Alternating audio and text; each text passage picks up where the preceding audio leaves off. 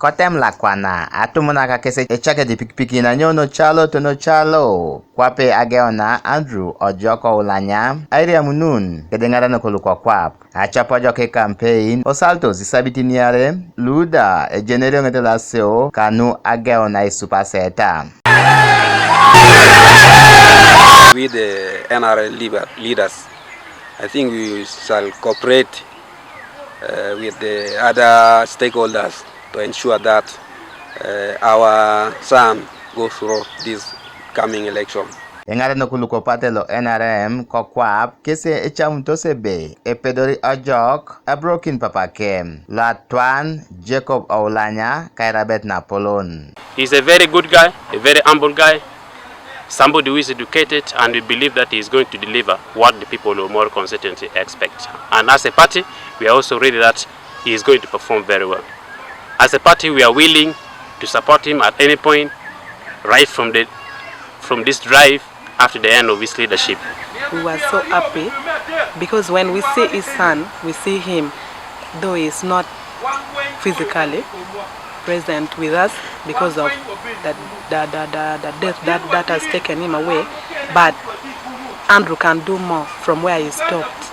And on the side of the youth, he knows much about the youth, and I believe time and again he will be coming to give us update, feedback.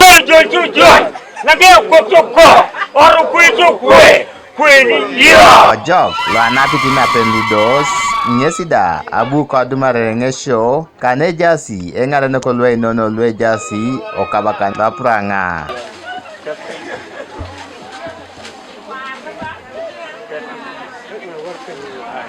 George Aligech lo abu opala ibo ngesi abalebe epola swam kosodi ekoto ijuka kina Ojok abola sek. Andrew is somebody very humble, and then marketing him is not going to be very easy. Another thing I want to spell out is that oppositions are filing out their candidates. Omoro is going to be really divided. Now you find FDC have brought somebody from Lao community because they want to divide the vote of Ojok Andrew. Noop has brought somebody who was a retired politician. Now he has come under Noop. Honorable Simon Tolit is not going to be an easy task.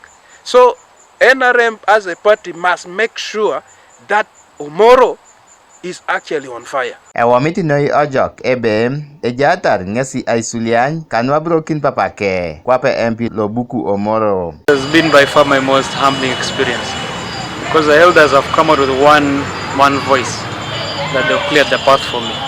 It's a blessing and a privilege, a huge honor and responsibility for me to carry on the mantle that my father left behind.